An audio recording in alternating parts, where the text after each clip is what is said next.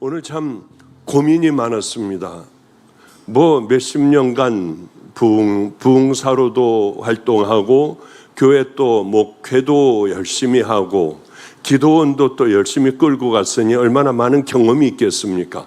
그런데 오늘 같은 날이 아주 참 괴로운 날이에요. 왜냐하면 고민을 많이 하게 되니까. 오늘이 새신자 초청잔치 날이라고 해요. 한 70여 명 왔다고 그저 보고는 들었습니다. 그러면 이 교회 이사하고 이렇게 수도 없는 많은 성도들이 모여들었는데 새신자를 초점으로 해야 되나? 이건 70명밖에 안 되니까 그저 여기 온 분들을 마음을 꽉 잡아 이곳에 정말 정착을 하게 만들어야 하나? 왜 고민이 많잖아요. 어디에다 초점을 둬야 하겠습니까? 새신자니라. 이런 말씀이 들리면 얼마나 좋겠습니까마는 이게 마음에 끌리는 것도 없고 어디를 향해야 할까? 그렇게 고민하다가 그냥 나왔습니다.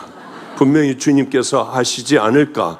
양쪽을 다 은혜 받게 하시지 않을까 하는 생각을 하며 무슨 얘기부터 처음에 시작을 할까 하다가 문득 저희 가족들, 아버지, 할아버지, 할머니, 어머니, 이분들 얘기로 시작을 해야겠다. 적당히 11시 15분까지 해야 되니까 한번 적당히 하다가 말아도 그래, 이 하다 만 얘기 가지고 은혜 받으면 될 거야 하는 그런 생각을 여러분들 하시면 은혜 받을 겁니다. 저희 아버님이 지금 100세십니다. 딱 100세신데 아직도 저하고 카톡을 해요. 나는 내가 보고 싶어. 네가 한국에만 있으면 나는 마음이 이렇게 든든해. 그러나 외국에 나가 있어도 너는 항상 나와 함께 있어. 왜? 휴대폰에는 늘 네 사진이 제일 먼저 있으니까. 이런 얘기를 하실 때 어쩌면 저렇게 말을 잘하실까? 표현을 어쩌면 저렇게 잘하실까? 아버님을 부축을 해드리고 음식점에 가시면은 가다가 말고 딱 서서 저를 보며 네 피가 내 혈관 속에 요동을 치고 흐르고 있어. 어떻게 저런 표현을 하실까? 아버님 소천하시면 나 어떻게 하라고 저런 표현을 서슴없이 해버릴까? 그런 생각도 하는데 아버지에게 가면은 신이 나서 예전에 있었던 그런 하나님이 함께 해주셨던 얘기를 해주세요.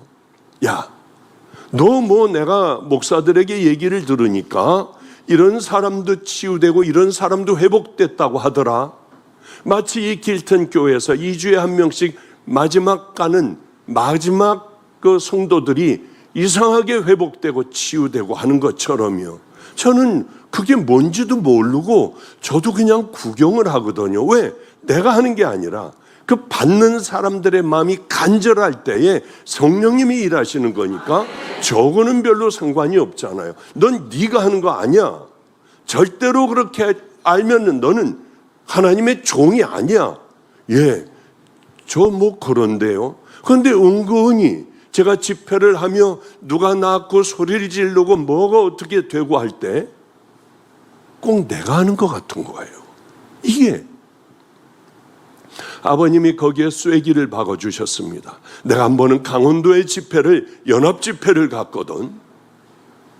그런데 호롯불이라고 쫙 전기가 안 들어오는 그런 곳이니까 호롯불을 잔뜩 달고 이렇게 엄청난 많은 사람들이 모여 집회를 이제 이끌어 가려고 통성으로 한번 주여 한번 부르고 기도하자. 여러분들 오늘 생명을 거는 날이 되어야 합니다. 그러면 여러분들의 인생이 바뀔 겁니다.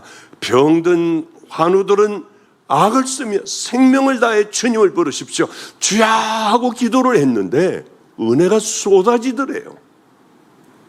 길튼교회는 왜 소망인 줄 압니까? 목사가 유명한 목사라서요? 능력 있는 목사라서요? 노. 아니야.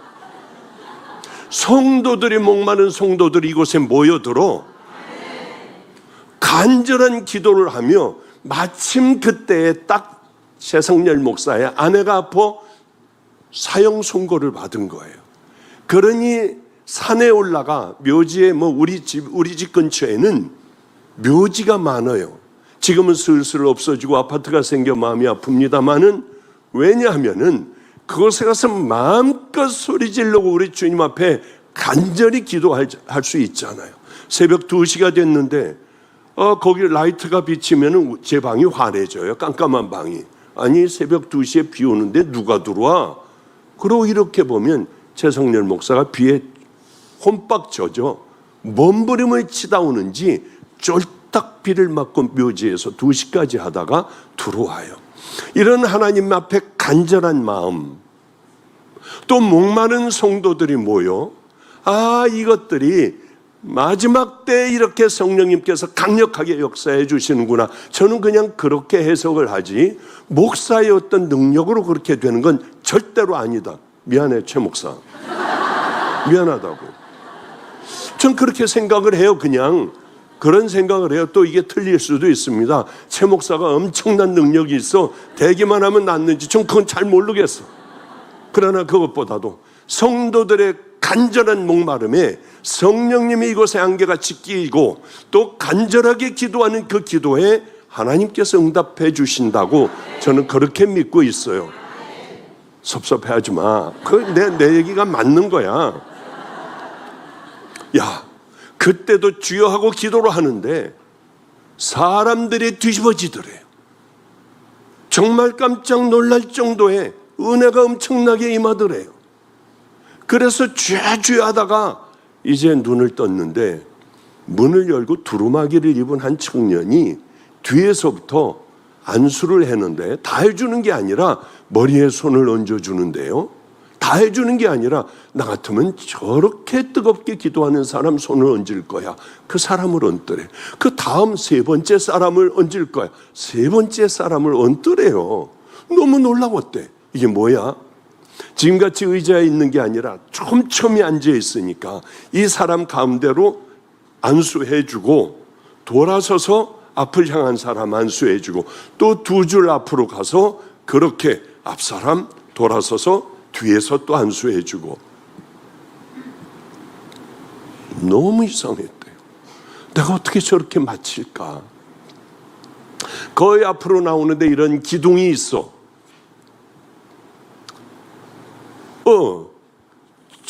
바로 이 앞으로 왔는데 이렇게 뒤에 사람들, 앞에 사람들 기도해주고 돌아서서 그 뒤에 사람들 해주는데 십자가 자국이 있더래요. 주님이셨구나 하고 바로 요 앞에 있고 어디 나갈 구멍도 없는데 뛰쳐내려갔더니 아무도 없더래. 사람들은 뒤집어지게 기도를 하고요. 얼마나 깜짝 놀랐는지. 나는 내가 하는 줄 알고 내가 말씀 전해서 모든 게 다 되는 줄 알았는데, 아니, 예수님께서 생명을 다해 기도하는 그 자녀들을 먼저 안수를 하고 먼저 치유를 하시고 먼저 뜨겁게 하셨구나. 야, 난 내가 하는 줄 알았어. 속으로 나도 조금은 그랬는데 네가 하는 게 아니고 내가 하는 게 아니었어. 우리 하나님께서 직접, 예수님께서 직접 치유하여 주시고 마음에 감동을 주시고 뜨거운 마음을 주시고 그런 자들에게 손을 얹게 하여 나는 그저 시키는 대로 손을 얹었을 뿐인데 그런 것이구나. 그런 많은 것들을 아버님으로부터 배워요. 교만하지 마. 교만은 패망의 선봉이야.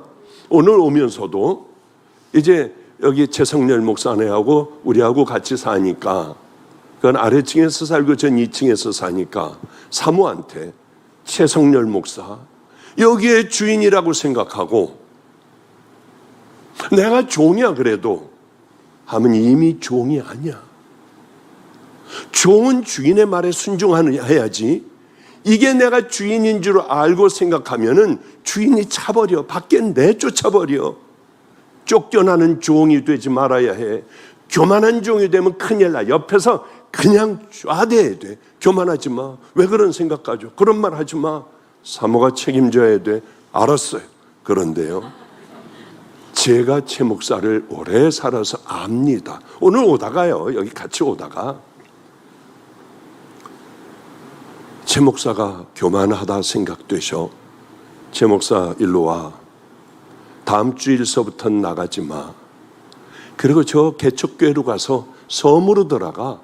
내가 하나님 앞에 사는 사람이 돼야 돼 하면은 바로 우리는 짐 싸들고 섬으로 바로 갈 수 있어요. 최 목사하고 늘 그런 얘기를 해요. 그만두어라 하면은 그만두자고요. 그게 고맙더라고요. 최 목사는 틀림없이 그럴 겁니다. 교만해지고 망할 것 같은 목사가 되면은 얼른 떠나라 하세요. 우리는 짐 싸들고 바로 다 떠날 거예요. 이 얘기를 해주는데 왜 그렇게 고마운지 모르겠더라고요. 그래 너 교만하면은 쫓겨나. 그러며 이런 얘기를 해주셨어요. 아버님이 한 번은 집회를 가느라고 열심히 이 버스를 타고 가는데 예수 믿는 어떤 예편네가 하나가 있었어. 띵띵한 예편네가 애들을 하나는 뒤로다가 엎고 옆에다가 놓고 그냥 그러고서 방언을 하는데 창피해서 혼났대요. 왜? 타타타타타타타타타 하고 있으니까 앞여자 머리가 허옇더래 침으로. 그러면서 그렇게 하더래요. 저런 여자들은 왜 하나님을 망신을 시킬까 저렇게. 근데 갑자기 가다가 말고 여기 세워달라고 애하고 막 여기 빨리 세우라고 산 기슭을 돌아가는데 여기 세워달라고. 그러니까 기사가 왜 여기를 세워달라고 하느냐, 여기 정류장도 아닌데 하나님께서 여기서 빨리 내리라고 하셨다고 빨리 내리게 해달라고 막 악을 쓰고 난리가 났더래요. 아버지는 나는 대한민국의 최고 하는 강사야, 부흥 강사야. 너한테 얘기하겠냐? 하나님께서 급하시면 나한테 얘기하겠지. 무슨 일이 이 버스에 일어난다고 저 호들갑이야. 창피해 죽겠네. 막 소리 지르고 내려달라고 하는 그 여인을 내려줬더니 머리에다 이고 뒤에다 하나는 달고 애 들고 보따리 들고 그러고 내리더래요. 왜들 저럴까 하는데 갑자기 꽝 하는 바람에 정신을 잃었는데 거기서 버스가 굴르기 시작을 했대요. 마침 거기에 미군이 주둔하는 미군 부대인가 무슨 부대가 하나가 있어서 와가지고 아버님은 살아날 수가 있었고 오랫동안 병원에 입원했다고. 천한 사람이라도 너보다 훨씬 더 난 믿음의 용사들이 있어. 나는 교만하기가 짝이 없었어. 그러니 너는 겸손하게 그렇게 사역을 해야 된다. 이런 이야기가 저에게는 생명같이 들려요. 100세 되신 할아버지, 그래도 아직 정신은 말짱하시고 아직도 호령을 하시는 분이지만 그분의 이야기하실 때마다 가슴이 절렁거려요. 그런데 얼마 전에 처음 듣는 얘기를 해주셨어요. 다 몇 번씩 들은 얘기거든요. 우리가 논산에 있을 때 북한이 쳐들어왔대요. 그런데 다들 빨리 피난 가야 한다고 하는데 그놈들 와보면 어때? 오면 어때? 안 갔대요. 아니 설마 우리 죽이겠어? 난 목사인데. 안 갔대요. 와가지고 다 제일 먼저 잡혀간 게 아버지가 잡혀가고 다들 예수 믿는 사람들 다 잡혀갔대요. 그래서 교도소에 있는데 다음 날 사형을 집행한다고 하더래요. 새벽에. 어머님은 얼른 있는 폐물 없는 것들 다 준비해가지고 인민부장인가 그 사람네 집에 가서 우리 남편을 구해달라. 나쁜 사람 아니지 않냐. 여기서 가난한 사람들도 없고 복음을 전한 죄밖에는 없다.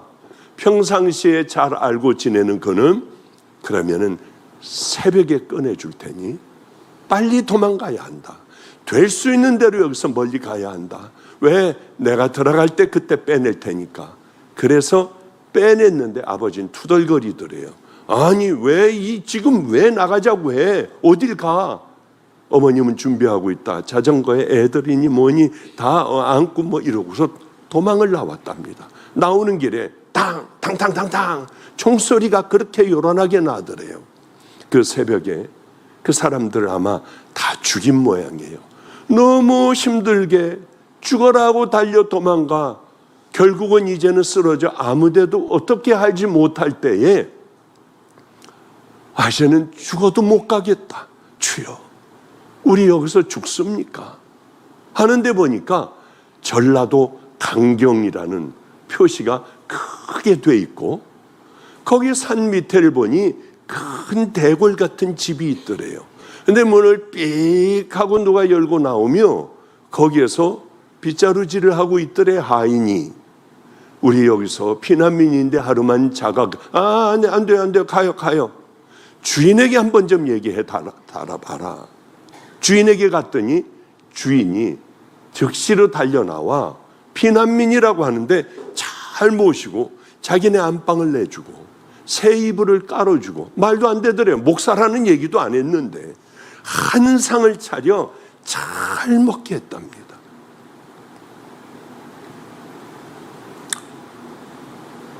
그래서 거기서 골아 떨어져 자는데 새벽이 됐는데 보니까 큰 누나가 새 이불에다가 오줌을 질펀하게 싸놨더래요. 야, 도망가자 하고 이불을 뒤집어 놓고 그냥 몰래 그 집을 나와 언젠가는 당신에게 내가 고맙다는 땡큐 인사를 하러 올 거다 하고 도망을 나와 제주도까지 도망을 갔었는데 거기 갔다가 이제 모든 전쟁이 다 끝나 다시 논산으로 오셔서 목회를 하다가 어머니하고 문득 그때 그런 집이 있었지. 여보, 우리 가서 고맙다고 인사를 합시다. 선물을 잔뜩 들고 전라도 강경이라고 써있는 바로 거기 그것을 지나 가봤더니 없더래요. 그 집이. 이건 왜 이래? 아니 폭격을 맞은 모양이다. 가봤더니 기와장이나 뭐 하나도 없더래요. 동네로 내려가 여기에 그 큰 대궐 같은 집이 있었는데 그 집이 어디로 갔는 줄 압니까? 우리 동네는 그 대궐 같은 집커녕은 그 입구에 좋은 조그만 집도 없어요. 그래서 그 자리에 가서 어머니하고 울면서 하나님 앞에 그렇게 기도했다고 하더라고요. 그 얘기를 하면서 이제 가서 식사를 먹고 나오며 아버님은 계속 감격하셨는지 그때 중국집에 들어갔거든요. 방이 있는 중국집에를 들어갔어요. 거기서 먹고 나오다가 세상에 홀에 있는 사람들도 있는데 거기서 찬양을 하시더라고요. 이게 얼마나 창피해요 이게. 거기서 찬양을 하니까 어린아이처럼 우리 주님을 향한 찬양을 했어요. 전 찬양을 잘 못 들어서 창피해서 얼른 도망 나왔거든요. 근데 그러다가 이렇게 밖에 나가서 보는데 아버지가 그렇게 멋있어 보이는 거예요. 저렇게 멋있을 수가 있나. 얼른 가서 아버님을 부축하고 나왔던 기억이 있어요. 하나님은 살아계셔. 이건 내 유언이야. 내가 너에게 하는 유언인데 하나님은 살아계셔. 내가 지금 100세까지 여기 하나님을 만나며 여기까지 왔는데 내 하나님은 살아계셔. 나를 여기까지 이끌어 오셨어. 너는 꼭 그 살아계신 하나님을 믿어야 해. 그런데 제 마음에도 저도 아버지 그런 경험이 너무나도 많아요. 속으로 저는 그렇게 대답을 했어요. 하나님은 살아계신 하나님이에요. 우리는 이렇게 많은 사람들이 모여 예배를 하나님 앞에 올려드리지만은 어쩌면 수십 년 동안 죽은 하나님, 내게 아무것도 못하는 하나님, 그 하나님을 믿는다고 하며 습관적으로 와서 은혜 한 번 못 받고 주님을 만난 경험도 없고 우리들의 삶이 변화된 적도 없고 그저 와가지고 헌신한다고 하고 교회 일 열심히 하고 수도 없는 많은 세월을 그렇게 굳어진 채로 주님을 만났다고 하지만 만난 적이 없는 헛된 예배를 드리는 얼마나 많은 사람이 이 땅에 살아가 오늘도 주일 예배를 그렇게 드리고 있겠냐는 거예요. 처음 온 새신자나 10년, 20년, 30년, 40년을 믿은 여러분들이나 우리는 다시 한번 우리의 신앙을 꺼내보고 나 진짜 믿고 있는 건가? 난 삶이 변했나? 그걸 한번 생각을 해봐야 돼요. 제가 최 목사가 설교했을 겁니다. 예전에 양평인가 어디 그쪽에 어떤 분이 자기 아들이 식물인간이래요. 자기는 목사 3호래요. 꽤 오랜 세월을 아들은 저렇게 누워 아무것도 모르는 채 있대요. 목사님 한번 오신다면 제 평생의 소원이 이루어지겠습니다. 누군지도 모르고 어디 교회 다니는지도 모르고 저는 무조건 그 멀리를 찾아갔어요. 찾았더니 구멍을 뚫고 호수로 계속 가래를 뽑고 있고 아들은 기침을 하면 가래 이게 다 튀어나오고 그러며 그 아들을 기저귀를 갈고 목욕을 시키고 아들이 남산만해. 얼마나 불쌍했는지. 최선을 다하여 기도해주고 왔어요. 그리고 이제 세월이 조금 흘렀어요. 또 왔더라고. 카톡이 또 왔어요. 목사님, 아들이 목사님을 보고 싶어 합니다. 아니 어떻게 그 식물인간인 아들이 저를 어떻게 목사님 보고 싶어 갑자기 그러겠어요. 저는 그런 생각을 했어요. 오죽 나를 그리워하면, 나같이 별 볼 일 없는 사람을 그리워하면 아들이 보고 싶다고 할까. 그래서 최 목사 빨리 일로 와. 우리 오늘 난 누군지는 잘 모르지만은 우리 누워있는 식물인간 나를 보고 싶다고 하는데 그러겠어. 같이 가자고. 그래서 얼마 전에 최 목사하고 둘이 가서 안수를 해주고 기도를 해주는데요. 정말 엄마하고 얘기를 하더라고. 이게 그 얘기가 아니라 손바닥에다 쓰는 거예요. 미음을 쓰고 아야 어여 그러니 얼마나 이게 힘들겠어. 어여 그러고 모자 가지고 시옷 기억서부터 기억 아니면 눈 깜빡을 안 하고 맞으면 눈 깜빡을 하니까 그 다음에 님 보고 싶어 하는데도 하루 종일 걸리잖아. 이 말 한마디 하는데도. 엄마는 이 아들과의 의사소통을 하기 위하여 손바닥에 쓰기 시작을 했어요.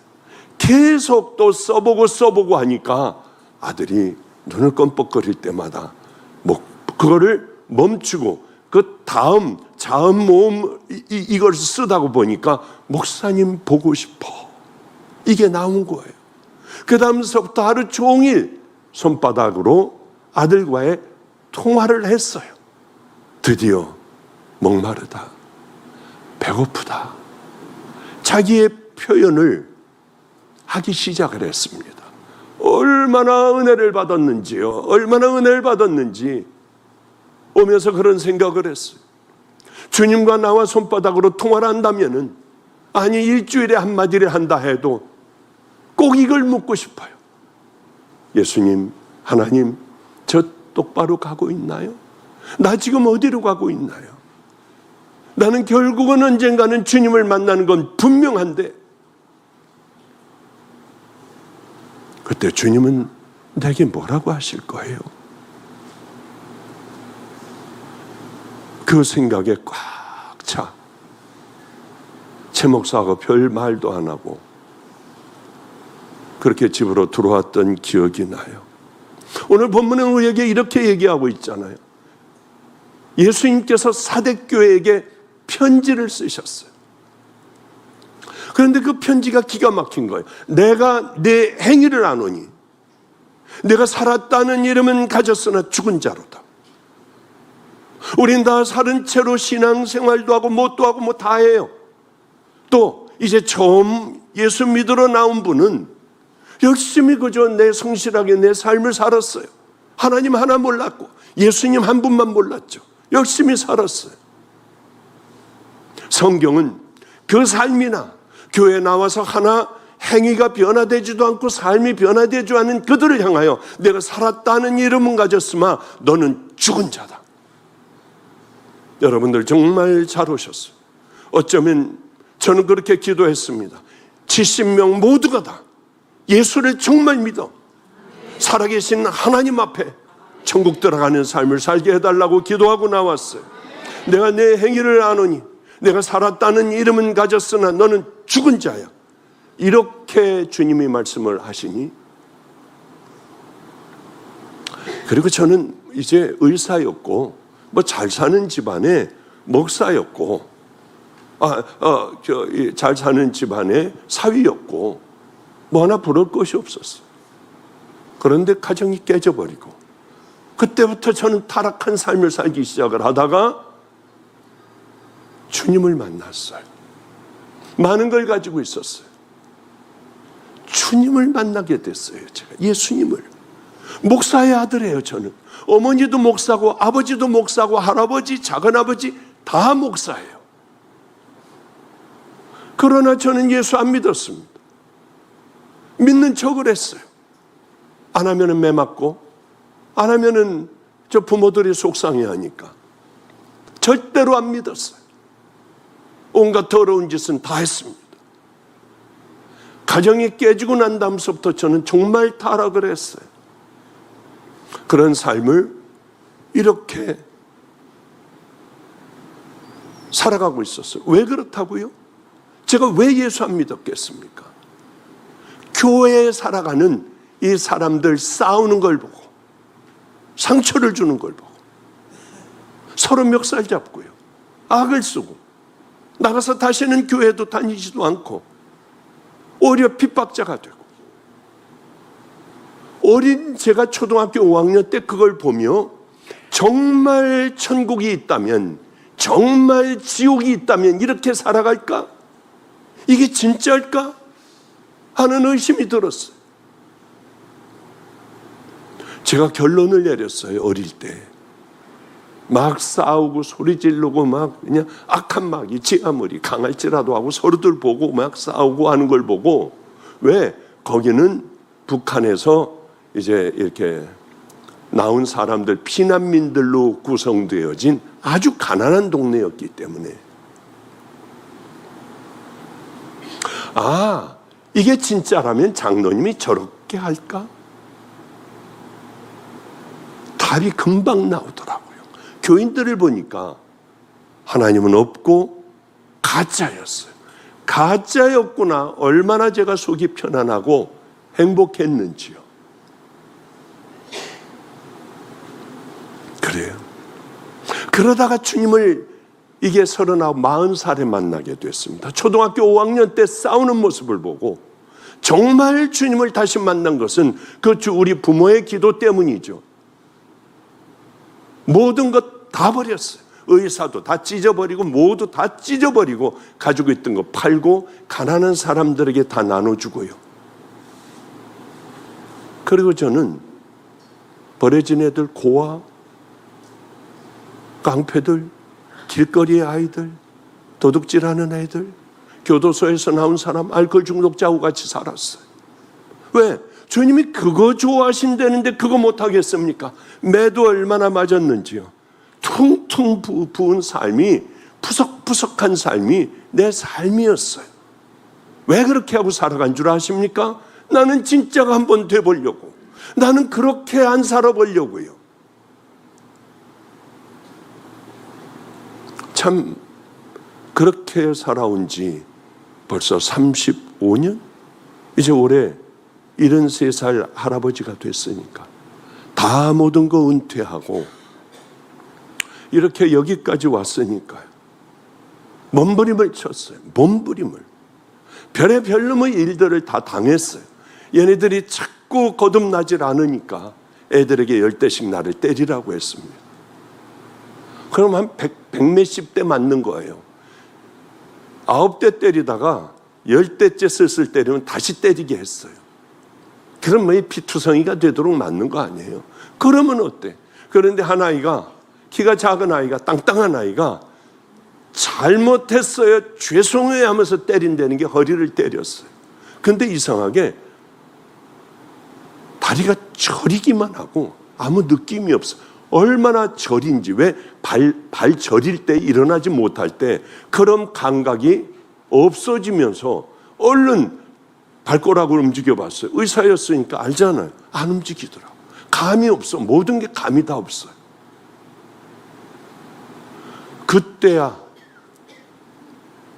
늘 나가 도둑질하고 칼 가지고 뺏고 하던 아이들이 그때야 울어요.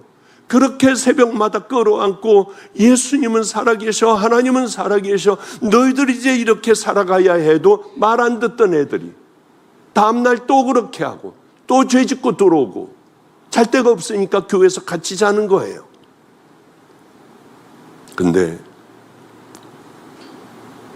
소변을 보는지도 모르니까 애들이 놀라 끌고 들어가 거기서 닦아주고요. 그러면서 그렇게 울더라고. 새벽마다 애들이 울었어요. 교회에서 새벽마다 의자를 다 절로 제끼고, 그리고 애들이 모여 울면은 얼마나 우는지 눈물 닦는 당번까지 있었어요. 필그림 선교교회 이광진 목사가 그걸 처음으로 우리 교회 와서 애들이 울면서 눈물로 그렇게 애들이 가슴을 치고 악을 쓰고 울면서 하나님 살려달라고, 목사님 서게 해달라고 악 쓰는 걸 보고 충격이었대요. 너무 충격받았대. 이런 기도를 처음 보고. 휠체어 타면 어때요? 나는 내 사명 다 했어. 이만큼 했으면 된 거예요. 빨리 하나님 앞에 가고 싶었어요. 너무 힘들어서. 그런데 너무 감사하게 애들의 기도로 언젠가는 이렇게 발가락이 움직여지고 겨우 쓸 수 있을 정도 됐어요. 그때 그런 생각을 했어요. 주님, 평생 휠체어 타도 돼요. 저 이제 더 원하는 게 없어요. 얘네들이 이렇게 울고 기도하고 죄를 버리고 이렇게 믿음의 길을 향해 걸어가잖아요. 얼마나 행복했는지 몰라요. 하반신 마비되면 어때? 인생이라고 하는 건 뭡니까? 생명을 걸고 한번 사랑할 수 있는, 그것을 위하여 내 몸을 불태워버리는 그 삶이 멋진 삶 아니겠어요? 저는 한때는 그랬어요. 세월이 또 흐르니까 예전으로 다시 돌아온 할아버지가 됐습니다. 그때 그 마음은 그렇게 몸부림을 쳐도 잘 안 되더군요. 그러나 그 삶을 살아가려고 애를 써요. 애를 써. 사대교회를 향하여 이렇게 얘기해요. 하나님 앞에 너희의 온전한 것을 하나도 발견하지 못했다. 이거 정말 문제 아니에요? 큰 문제 아니에요? 주님은 우리를 보고 뭐라고 하실까요? 이 길튼 교회를 보고 뭐라고 하실까요? 너희 교회는 살아있어. 이 음성만 듣는다면, 너는 살아있는 내 딸이야. 이 말씀만 한번 듣는다면 휠체어를 타고 다니건 기저귀를 차고 다니건 뭐가 우리에게 문제가 있겠습니까? 이 시대의 교인들은 딱딱하게 굳어져 버렸어요. 우린 굳어지면 안 돼요. 정말 삶으로 하나님을 사랑하며 살아가야 돼요. 헌금도도 하고 전도도 하고 우리 예배도 드리고 기도하고 뭐 열심히 하잖아요. 그러나 삶을 보면 세상 사람하고 똑같은 거예요. 제가 이번에 얼마 전에 아프리카를 가면 참 힘듭니다. 그런데 해결해야만 될 일들이 거기에 있어요. 제가 가야만 해요. 거길 가면은 이제 지대가 높기 때문에 가면은 토하고 이 숨을 못 쉬고 그래요. 그 지대가 높거든요. 그렇기 때문에 케냐 나이로비에서 오랫동안 한 2, 3일을 자고 기압을 잘 적응을 하고 그 다음에 이제 우리의 사역지로 올라가거든요. 근데 거기에 가면은 호텔에서 묵지 않아요. 밥을 잘 해주는 아인 게스트하우스라고 하는 곳에 묵어요. 한 번은 장로님이, 거기 주인이 장로님이니까 사는 거는 좀 힘들어요. 거기서 지내는 거는. 그러나 밥이 맛있고 호텔 같은 데 들어가기 싫으니까 11년 동안 한 번도 그 외에 다른 데서 잔 적 없어. 가기만 하면 거기 가서 자요. 장로님이니까. 그런데 장로님이 목사님, 제가 좀 목사님에게 여쭐 게 하나가 있습니다. 여쭈시죠. 폐결핵이 걸리고 다 죽어가는 놈이 하나가 있었어요. 걔를 데려다가 병원을 데려가고 얘를 건강하게 만들어주고 결핵을 다 없애줬습니다. 그리고 먹고 살 수 있도록 우리 게스트하우스에서 열심히 일도 하게 하고 했는데 어느 날부터 돈이 없어져요. 그래서 CCTV를 거꾸로 돌려보니까 이렇게 은혜를 베푼 이놈이 이 돈을 다 가져갔다는 거예요. 그래서 불러가지고 이거 너 이랬지 않느냐, 경찰 불러서 교도소 보내야겠다 생각을 하고 저한테 마침 와가지고 상담을 했어요. 이놈 교도소 보내야 되는 건 맞죠? 아니요. 봉투에 돈을 준비하시고 과일을 불러, 너 오죽했으면 여기서 돈을 훔쳐갔겠니? 오죽했으면 돈이 필요했지. 이걸 가져가서 써봐. 사람을 거듭나게 하는 건 교도소 보내는 걸까요? 우리 크리스찬이라면 이렇게 하면 되잖아요. 그러면 얼마나 그렇게 울 거 아니에요. 상대방이 펑펑 울 거 아니에요. 내가 잘못했어, 이렇게 생각할 거 아니에요. 이번에 갔는데 또 묻더라고요. 문을 열어주고 닫고 하는 사람이 또 하나가 있습니다. 차가 수도 없이 왔다 갔다 하니까 여기 이 친구가 그러는데 주방에서 일하는 애들이 뭘 잔뜩 싸가지고 그 뒤쪽에다가 숨겨놨다가 갈 때 싹 갖고 간다는 거예요. 목사님, 제가 이거 어떻게 해결한 줄 아세요? 어떻게 해결했냐? 먹을 걸 잔뜩 그 위에다가 싸놨대. 다들 이만큼 싸갈 수 있도록 다 그 애들만큼 잔뜩 싸가지고 내가 미안하다. 너희들에게 내가 그렇게 해주지 못하여 오죽하면 너희들이 먹을 걸 갖고 갔겠니? 이젠 내가 자주 이렇게 사줄게. 그동안 미안했다. 날 용서해라. 했다는 거예요. 저거 동갑 할아버지가 좋아 어쩔 줄 몰라 하며 잘했죠 목사님. 아이고 너무 잘했어요. 우린 그렇게 살아가는 거예요. 괜찮아요. 정말 그렇게 살아가는 거예요. 하나님의 자녀들이 그렇게 살아가야지. 오늘 처음 오신 교회에 오신 여러분들, 사실 교회는 이렇게 살아가는 곳이에요. 여러분들도 오셔서 거기에 참석하여 우리 함께 걸어가는 믿음의 용사가 되어야 되지 않겠습니까? 그런데 우리는 왜 이렇게 살아가는지, 왜들 다들 그런 쓸데없는 믿음으로 살아가는지. 여러분, 세상 아무것도 아니에요. 금방 지나가요. 제가 알고 있는 어떤 아이, 인천 송월동 1가 4번지 2국에 1257 송월감리교회, 저는 거기서 어린 시절을 보냈습니다. 우리 아버지는 담임 목사님이었는데 함경도에서 피난 온 중기형이라고 있었어요. 그 집 아들이에요. 다리를 심하게 저는 그런 아들이에요. 그 아들 형은 너무 손재주가 좋아.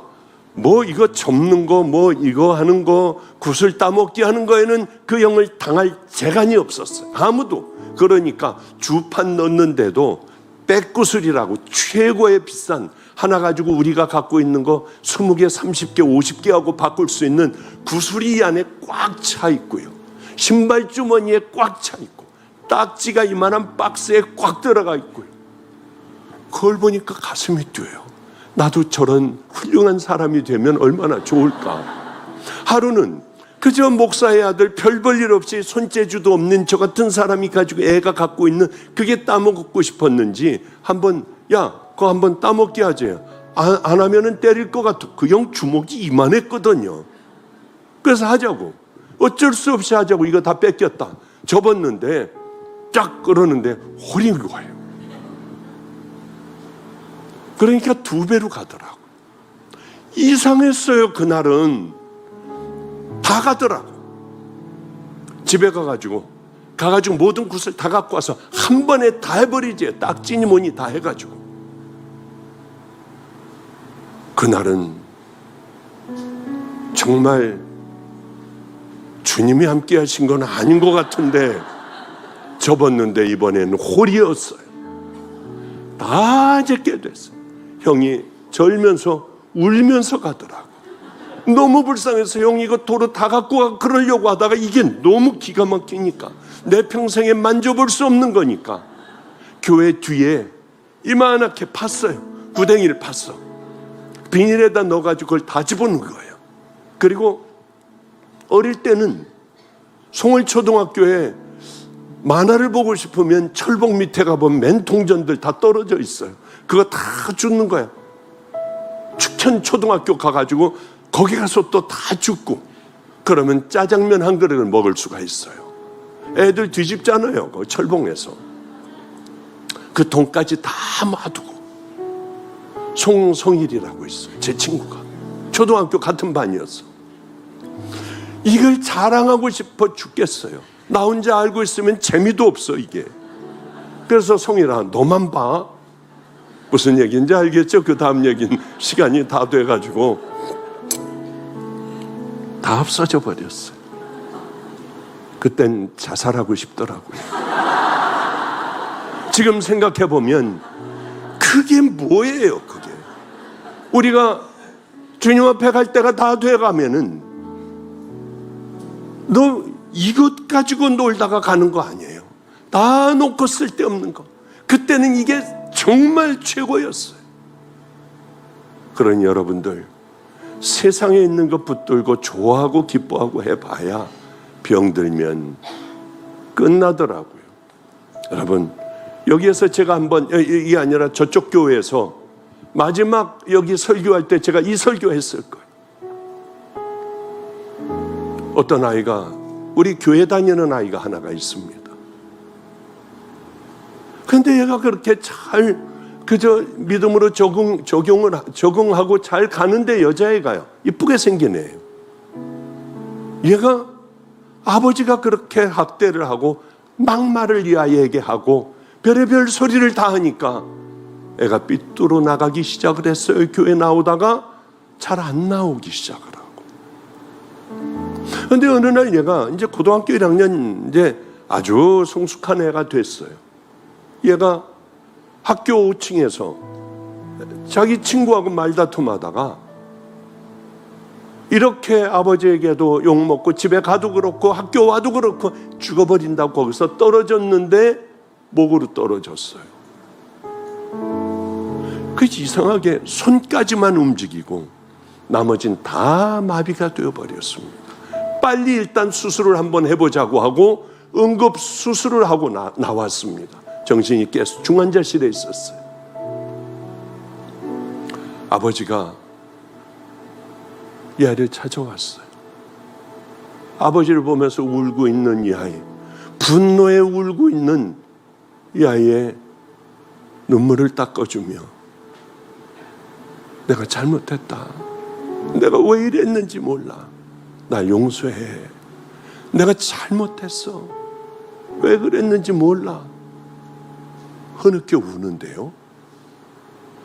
아이는 그때서부터 너무 밝은 아이가 됐어요. 기저귀를 이만큼 아주 두껍게 차고 있어요. 대소변도 몰라요. 그런데도 얘는 너무 행복해. 웃고 있고 저한테 이제 그 성경 구절을 열심히 막 웃으면서 행복해하면서 그렇게 저에게 동영상을 찍어 보내고 행복해 어쩔 줄 몰라요. 여러분 내일이 여러분의 마지막이라고 생각하면 여러분 뭐 할 거예요? 처음 오신 분들 뭐 할 것 같아요? 나 이제는 남들도 돕고 살고 내 마음에 이렇게 상처받은 거 나 다 이거 풀고 내가 미안하다. 그리고 내가 상처를 준 사람들 찾아가 내가 잘못했다. 그리고 사랑해주고 마음껏 그렇게 하다가 갈 거예요. 저는요. 왜 꼭 마지막 날에 그렇게 하려고 해요? 그때가 되어야 왜 비로소 딸의 눈물을 왜 씻어주냐고요. 늘 그렇게 살았으면 얼마나 우리 행복해요. 그 이쁜 딸을 몹쓸 말을 왜 해? 꼭 죽을 때 가서야 괴로운 인생을 되돌리려고 하면 늦지 않아요. 예수 믿는 게 뭡니까? 그거 미리 바꾸는 거예요. 미리 우리가 준비를 하고 미리 사람들에게 존경을 받을 수 있는 이제 삶을 바꿔버리는 그 길이 바로 예수 믿는 길 외에는 없어요. 여러분, 괴팍하고 지 마음대로 해버리는 이런 괴팍한 늙은이로 늙어가겠습니까? 날이 가면 갈수록 여러분의 때를 벗어버리고 존경받는 부모, 존경받는 내 마음이 행복한 그런 귀한 우리들의 삶이 되고 싶지 않습니까? 썩어질 것, 아무것도 아닌 것 가지고 붙들고 싸우고 괴로워하고 죽으려고 하고 하는 것이 아니라 여러분 마음의 평강이 강물같이 쏟아질 수 있는 제가 만난 하나님, 우리 아버님이 만난 하나님, 여러분을 만나 주실 하나님을 바라보며 귀한 믿음의 길을 걸어가시는, 함께 걸어가는 동역자 되시기를 주님의 이름으로 축복합니다. 기도하겠습니다. 거룩하신 하나님, 그저 제 마음에 주시는 대로 전했습니다. 새로운 교인들에게는 이해되지 않는 것도 많겠지만 그 중에 붙들 것이 있으면 꼭 붙들고 다시 일어나 귀한 인생, 한 번밖에 없는 인생을 허비하지 않게 하시고 아름다운 믿음의 길을 걸어갈 수 있게 해주시며, 우리 성도들은 내가 살았다는 이름은 가졌으나 너는 죽은 자야, 다시 한번 하나님의 준엄한 음성에 귀를 기울이며 다시 한번 내 믿음을 정립하고 귀한 아름다운 믿음의 길을 걸어갈 수 있는 우리 성도들 다 되게 하여 주시옵소서. 이제는 벌레만도 못하고 지저분하게 살아온 우리들을 위하여 그 험한 십자가를 지시고 우리들을 천국 갈 수 있도록 인도하여 주시는 예수 그리스도의 은혜와 하나님 아버지의 무한하신 사랑과 오늘도 깨닫게 하여 주시고 우리 마음속에서 말씀하시는 성령님의 내주교통 감동하심이 길등교회 성도들 머리 위에, 인터넷 성도들 머리 위에, 특별히 고난당하고 고통당하는 성도들 머리 위에 이제로부터 영원히 함께 하시기를 간절히 축원합나이다. 아멘, 아멘.